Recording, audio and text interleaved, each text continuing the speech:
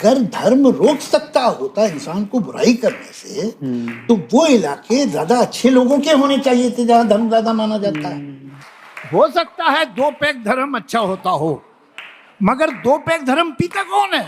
ये तो बढ़ जाता है और फिर मिसबिहेव करते हैं लोग। तो एक काम करिए, वर्ल्ड मैप लीजिए और मार्क कीजिए कि कहाँ कहाँ रिलीजन ज्यादा है, और फिर दूसरा वर्ल्ड मैप लीजिए, उसमें मार्क कीजिए कहाँ कहाँ जुल्म ज्यादा है, नाइंसाफी ज्यादा है, एक्सप्लॉयटेशन ज्यादा है, तो आपको मालूम होगा ये तो एक ही जगह है। मिस्टर जावेद अख्तर, ये आपकी फिल्मों की फैंटेसी दुनिया नहीं चल रही है। 2000 साल का इतिहास उठा के देख लो, किसी भी धर्म ने दुनिया में इतनी जल्दी इतने कत्ल नहीं किए हैं जितने नास्तिकों ने केवल 100 साल में कर दिए। ये रहा डाटा आपके सामने, ये हिस्ट्री है, आपके बॉलीवुड की कोई स्क्रिप्ट नहीं है। इसको कैसे झुटलाओगे? अस्सलाम वालेकुम गाइस। पता है ना आप सबको? नहीं पता है? कहाँ पता है? कैसे पता होगा, हम बता रहे हैं ना। जावेद अख्तर की डिबेट होने वाली है मुफ्ती शुमाइल नदवी साहब से एग्जिस्टेंस ऑफ गॉड के टॉपिक पर। 20 तारीख को ये डिबेट है। तो मैंने सोचा जावेद अख्तर देसी लिबरल्स में एंड एथियस्ट में बड़े पॉपुलर हैं और लोग इनको कोई इंटेलेक्चुअल समझते हैं, तो मैंने सोचा क्यों ना जरा सा रिव्यू कर लेते हैं इनके आर्ग्यूमेंट्स को एंड लेट्स सी मुफ्ती शुमाइल साहब को क्या क्या फेस करना पड़ सकता है डिबेट में।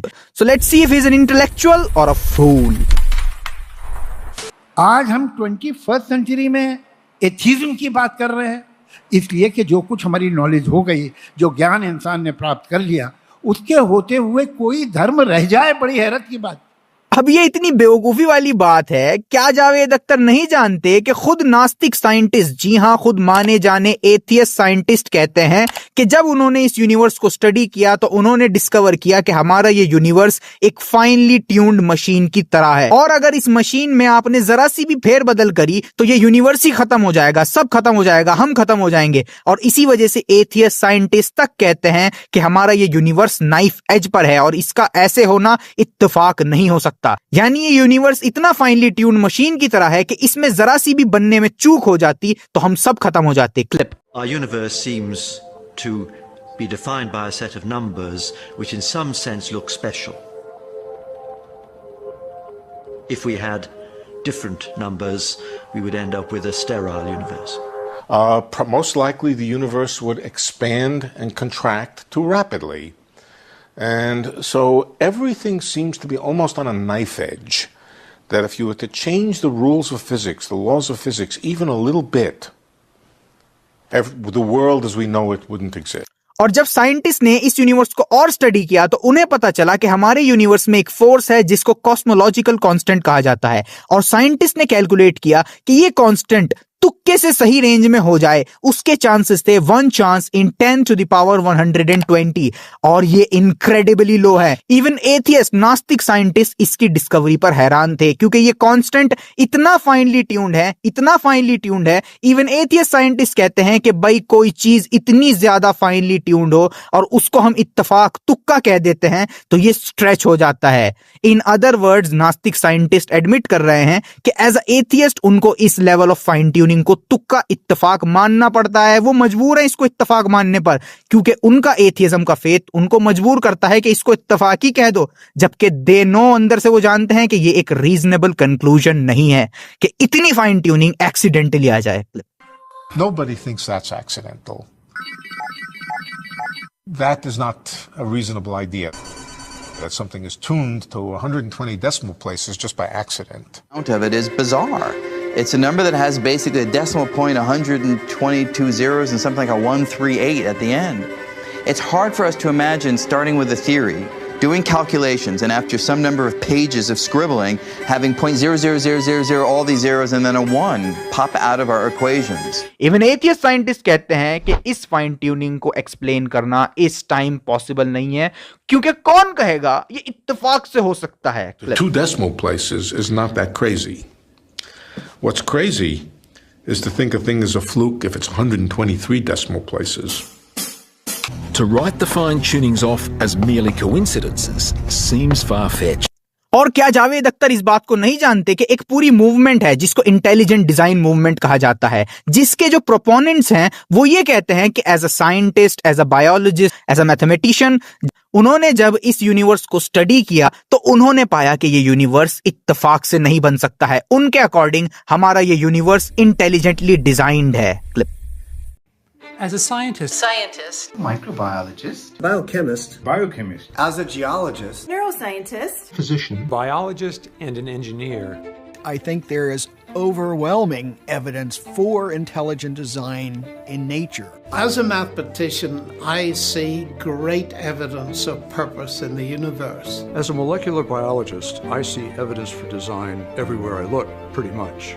और इंटेलिजेंट डिजाइन मूवमेंट में ऐसे साइंटिस्ट भी हैं जो ओपनली कहते हैं कि हम किसी मजहब से एसोसिएटेड नहीं हैं, उसके बावजूद भी वो लोग एक इंटेलिजेंट डिजाइनर को मानते हैं, क्योंकि ये लोग यूनिवर्स में डिजाइन को देखते हैं, सबूत देखते हैं कि किसी ने तो इस यूनिवर्स को बनाया है।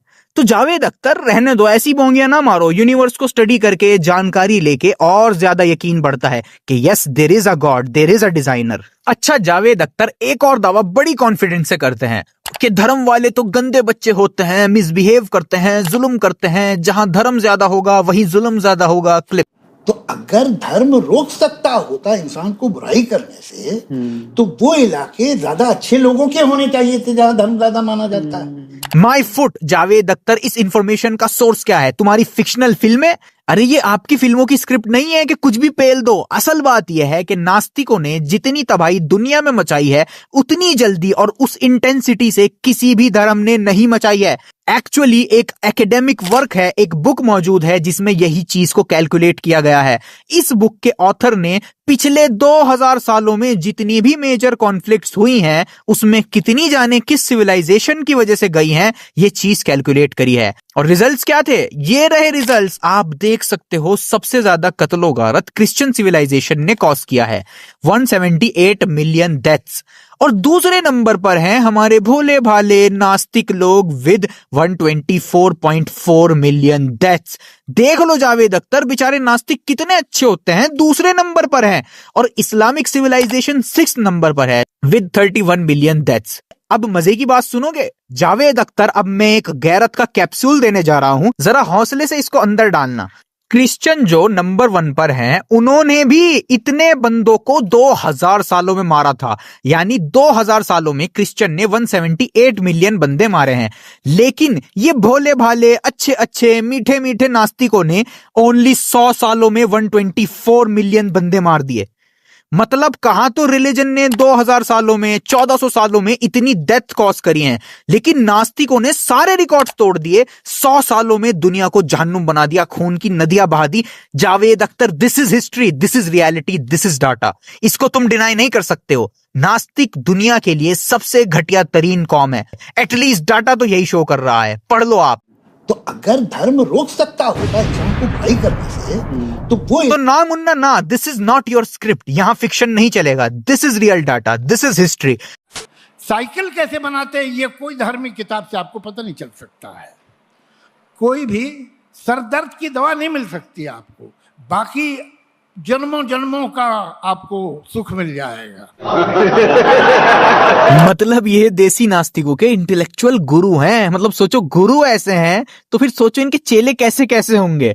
अरे मेरे पास एक मैथमेटिक्स की बुक है, अब इसमें भी नहीं लिखा हुआ कि साइकिल कैसे बनती है या सिर के दर्द की गोली कैसे बनती है। अरे so called intellectual religious books का ये पर्पज नहीं होता है कि वो आपको फिजिक्स, केमिस्ट्री, इंजीनियरिंग सिखाए। रिलीजियस बुक्स जैसे कुरान का पर्पज है आप अपने बनाने वाले को पहचानो, वो आपसे क्या चाहता है, आपकी जिंदगी का पर्पज क्या है, आपको अपनी जिंदगी कैसी जीनी है, मरने के बाद क्या होगा। कुरान हिदायत की बुक है, उसका सब्जेक्ट ही नहीं है कि साइकिल कैसे बनेगी या सिर के दर्द की गोली कैसे बनेगी। सब्जेक्ट नाम की भी तो चीज होती है मिस्टर जावेद अख्तर। अच्छा, आपको देखना है जावेद अख्तर को इस्लाम के बारे में कितनी इंफॉर्मेशन है, क्योंकि according to Javed Akhtar himself, अगर मैं कोई ऐसी बात मानूं जिसकी ना कोई लॉजिक है, ना कोई रीजन है, ना कोई गवाही है, ना कोई सबूत है, और मैं मान रहा हूं, तो वो बेवकूफी क्यों नहीं है? यही तो बेवकूफी की बात होगी ना। बिना किसी सबूत के कुछ भी मानो तो वो बेवकूफी है। तो लेट्स सी जावेद अख्तर क्या मानते हैं इस्लाम के बारे में। अच्छा, मुसलमानों का भी कमाल है। या आप लोग को एक बात बताऊं तो अपने मुसलमान दोस्तों से पूछिएगा, शराब पीने की तो परसेंटेज मुसलमानों में बहुत लंबी है, जबकि इनके धर्म में क्या है कि तुम अगर मर रहे हो और शराब तुम्हें बचा सकती है तब भी तुम नहीं पी सकते, मर जाओ। इससे बड़ा झूठ हमने नहीं सुना। अब मैं जावेद अख्तर से पूछता हूं, कौन से सबूत हैं आपके पास इस क्लेम के लिए कि मुसलमान मर भी रहा हो तो वो शराब नहीं पी सकता है? इस क्लेम को बेवकूफों की तरह स्टेज से इतने कॉन्फिडेंस में आप फेंक रहे थे, इसका सबूत क्या है? क्योंकि हमने तो कुरान चैप्टर 2 वर्स 173 में पढ़ा है कि अगर वाकई जरूरत है तो आप हराम चीजें भी कंज्यूम कर सकते हो, आप पर कोई गुनाह नहीं होगा। यही सिमिलर मैसेज कुरान 6:119 में रिपीट हुआ है। तो ये कहना अगर कोई मर भी रहा हो और शराब उसको बचा सकती है तो भी वो मुसलमान शराब नहीं पी सकता है, ये एक फूल ही मान सकता है बिना किसी सबूत के। एक तो सजदा करते हैं नमाज में, ये उस जमाने की चीज है जब जमीन फ्लैट थी। केतकर साहब, सजदा अगर यूं जा रहा है तो जमीन तो गोल है। You are missing Kaaba by thousands of mile. जमीन तो गोल है ना, तुम यहां सजदा कर रहे हो, काबा यहां सजदा यूं जा रहा है।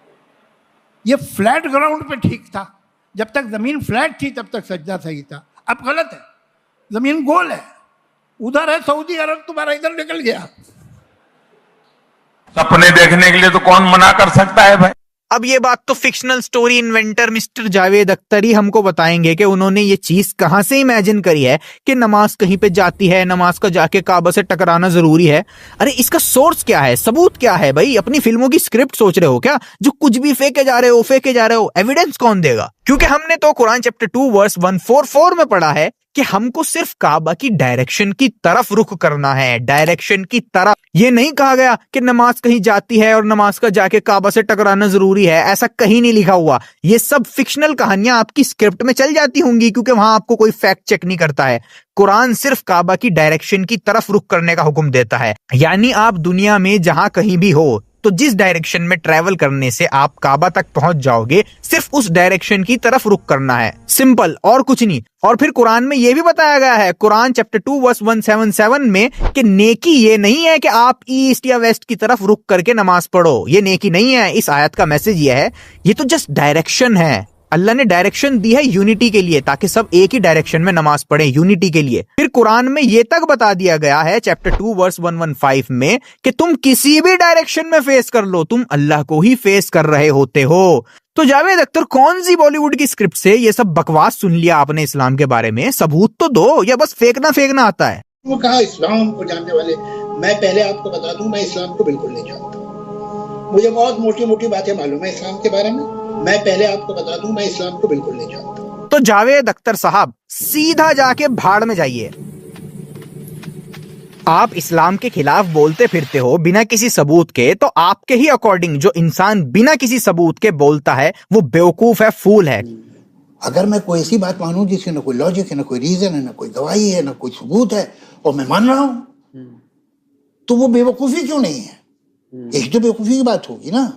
तो आप खुद फूल हो, बेवकूफ हो, आपके ही डिस्क्रिप्शन के अकॉर्डिंग। अच्छा, अगर किसी को बुरा लग रहा है मैं इतने सीनियर शख्स को बेवकूफ कह रहा हूं तो, अरे बेवकूफ तू क्या मानता है ये तो देख।